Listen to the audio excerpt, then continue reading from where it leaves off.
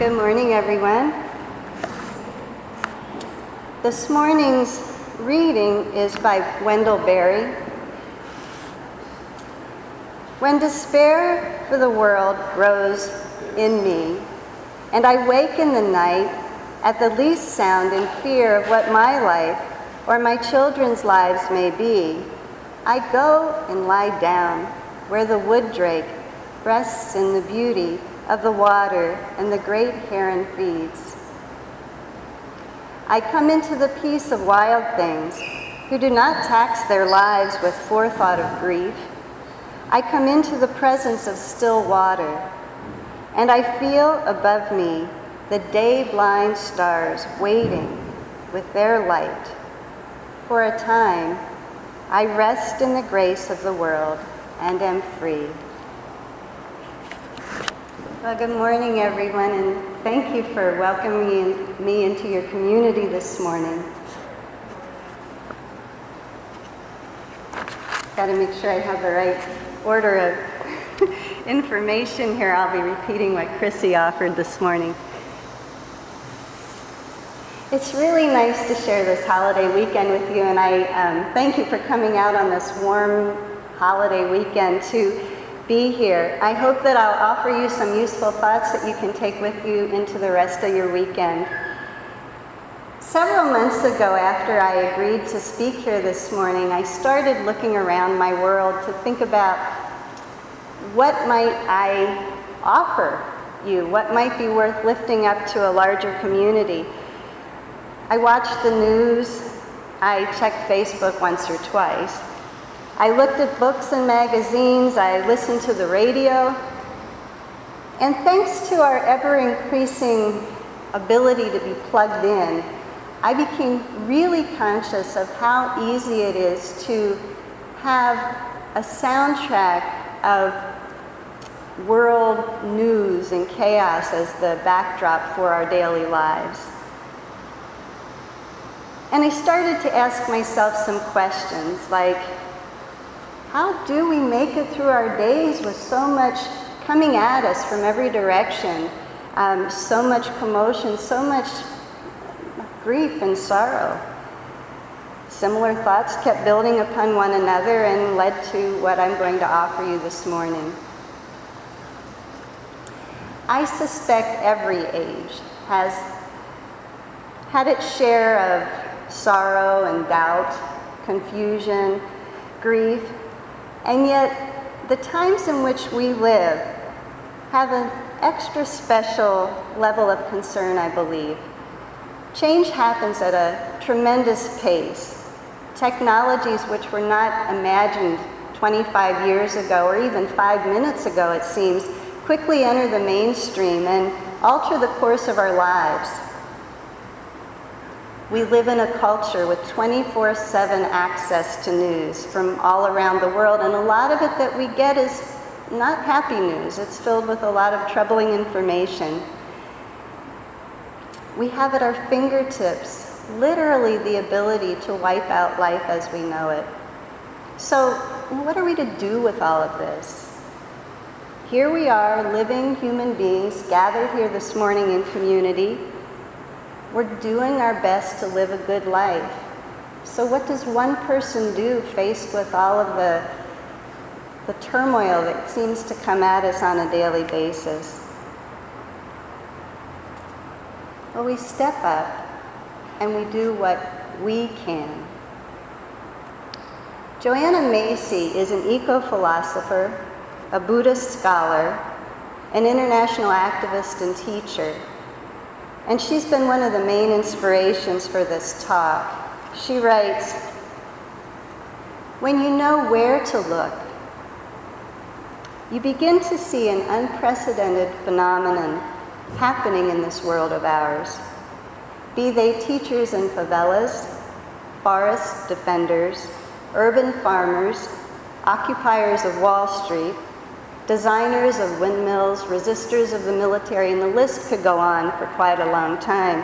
The fact is that people from all walks of life are coming alive and coming together, compelled to create a more just and sustainable society. Author Paul Hawkins calls this movement the movement with no name, and describes this as the largest social movement of human history. He estimates that many millions of us are hearing the call to widen our notions of our own self-interest and act on behalf of the sake of life on Earth, be it through grassroots movements, NGOs, or in some uniquely personal fashion. People are waking up. They are hearing the call. Sister Simone Campbell was the Ware lecturer at General Assembly this year, and in her talk, she left me with a particular thought that I've thought about a lot since then. She said, just do your part. In community, it all gets taken care of. And I find encouragement in these words because all too often I have felt myself wilt under the weight of our collective need. When I look around, there is so much to do. Do you pay attention to the environment, to the political system, to the healthcare system, to resisting war, to building up our community, to working in the inner city? There is just so much to do. And too often, I have simply cried uncle and withdrawn within myself. But when I look within myself and pay attention, I can feel what makes my heart leap, what makes my mind excited and energized. And when I follow what that calling is to me, I move towards those things that motivate me, that give me life and energy, and it's in those areas that I can bring my best self and make my best contribution. Particularly when I remember that I don't have to do it all. Joanna Macy refers to the times in which we are now living as one of the great defining moments in humanity's history, humanity's journey. And she refers to this period in time as the Great Turning.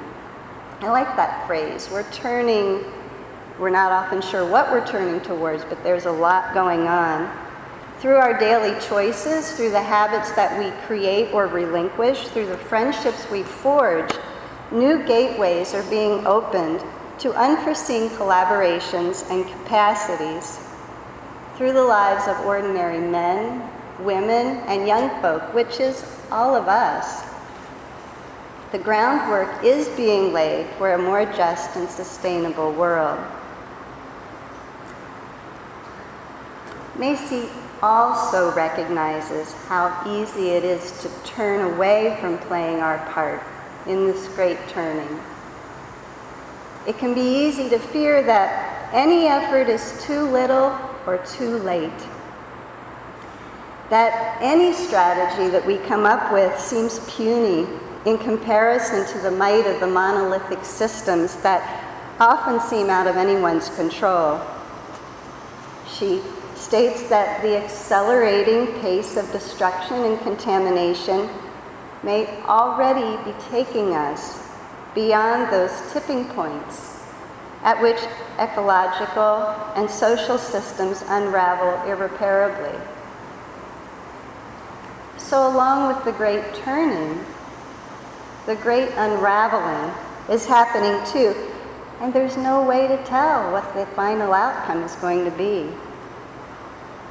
But there is a but. It is here that we are reminded again of one of life's hardest and most rewarding lessons: how to make friends with uncertainty, how to pour our whole passion into a project when we have no idea if it's going to work out. Instead of having a blueprint for the future, what we have is this moment, this hot, sticky moment on this day in August 2014. This moment is filled with stories that can strengthen us. This moment can guide us toward action.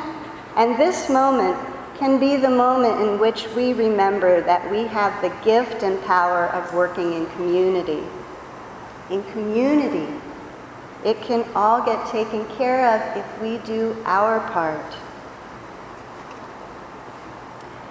I really appreciate teachers like Joanna Macy because she offers great hope in the face of great uncertainty.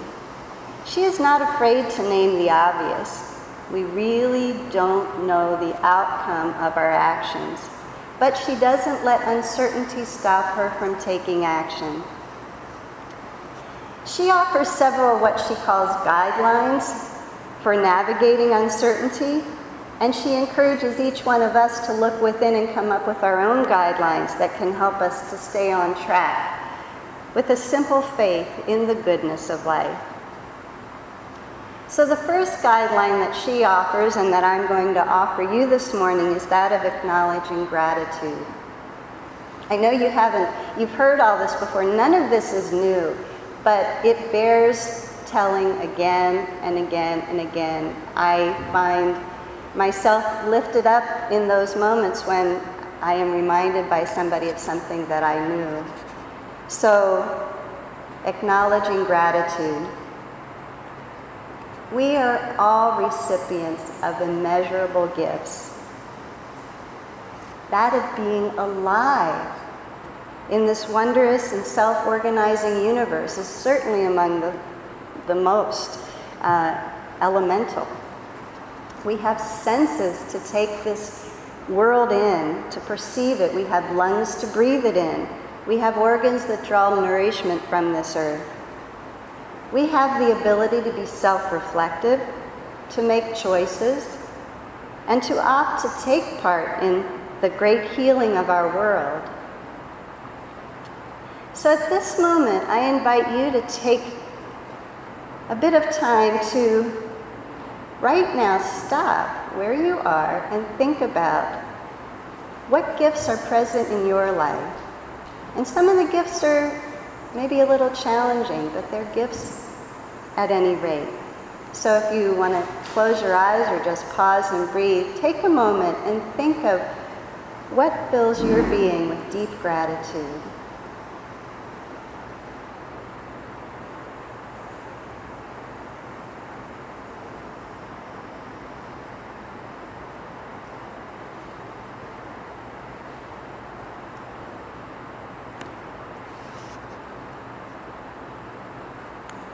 A second guideline that Joanna offers us is to remember to not be afraid of the dark. Macy acknowledges that this is a dark time filled with suffering as old systems and previous certainties come apart. Like living cells in a larger body, we feel the trauma of our world. It is natural and even healthy that we do so, for our ability to feel shows that we are still vitally linked in to the interconnected web of life. Does that sound familiar to anybody? We are a part of the interconnected web of life. Macy extols us to not be afraid of the grief we may feel, or of the anger or of the fear that may arise. Such responses emanate from our deep knowing of our mutual belonging in this world. We belong here. We are a part of this world, and it is up to us to do our part in the healing of this world. So to honor our pain for the world when it arises honors our recognition of our interconnectedness and part of the whole with all that is around us. David Neil Walsh is the author of Conversations with God, and he encourages us to do our best to not repress or eliminate our anger, but rather to use it, to focus it constructively in ways that can promote the kinds of change that will move the evolution of our species forward.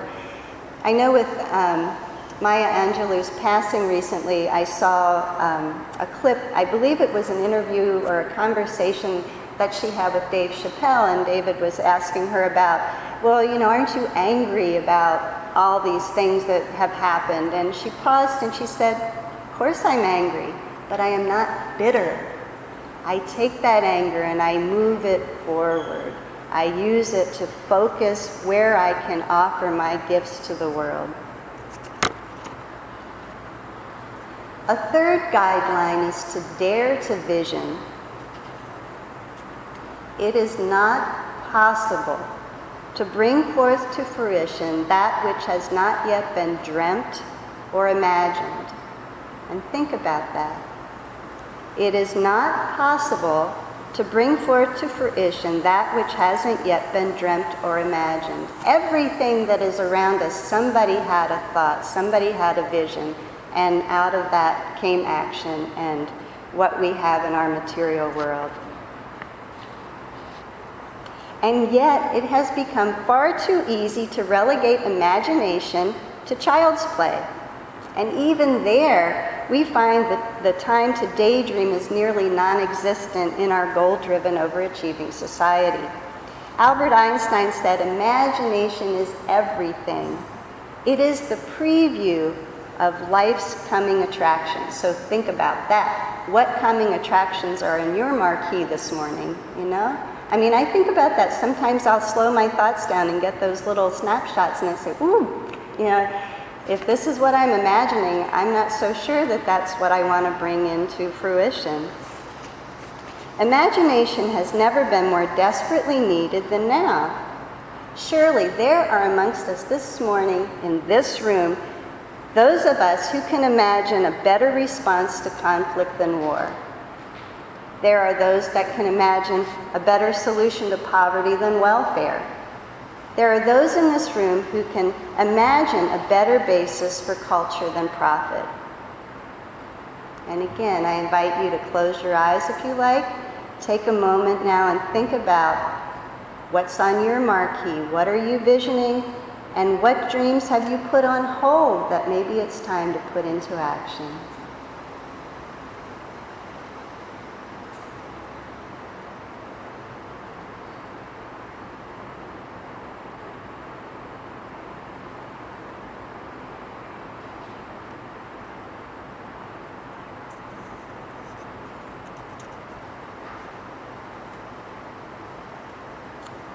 A fourth guideline is to link arms with others. And I love what Macy has to say here. And you can see I really am using her as a template for this talk. There was an interview that I read that was really inspiring. So she says, whatever it is that you're drawn to do in the great turning, don't even think about doing it alone. Like all true revolutions, it belongs to the people. Individualism in our competitive, industrialized culture has isolated people from one another. It breeds conformity, obedience, and an epidemic of loneliness. And when you look around, think about how many people, how much you might be carrying loneliness with yourself, or you look around and see those ways of not really being able to figure out how to touch somebody else. But the good news of the Great Turning is that it's a team undertaking. It takes all of us. And remember the words of Sister Simone. In community, it all gets taken care of. And I'm going to ask you to pause again and think of the places that you are connected to others. The ways in which you are already working with others to lift up those things that call to you, or the ways that you might want to deepen connections. So just take a moment and think of how community might become a bigger part of your life.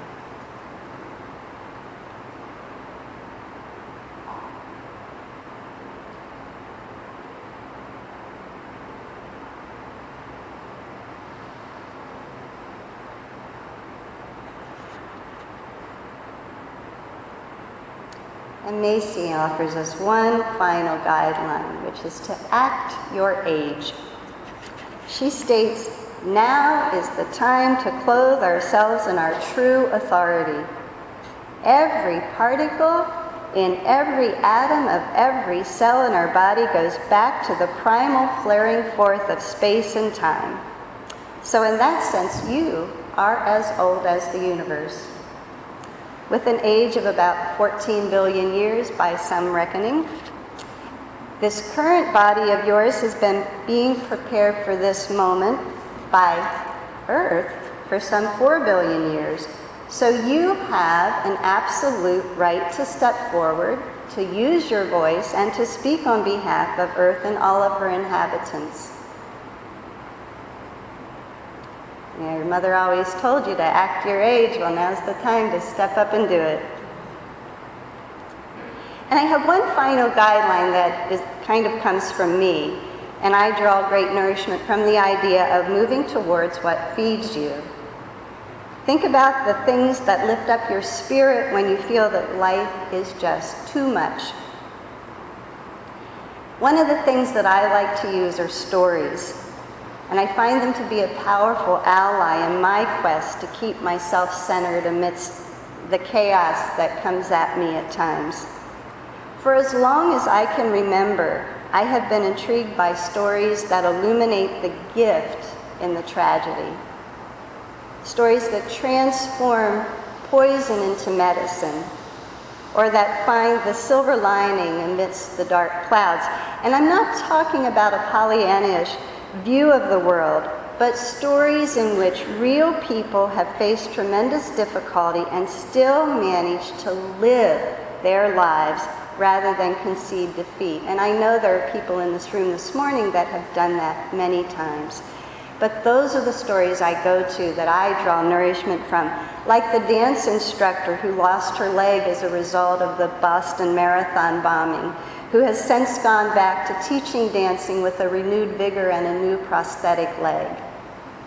Or the members of the Amish community who reached out to comfort the family of the man who stepped into their schoolhouse the day before and killed their children. Lancaster County, these folks went, and their thought was, how can we comfort you?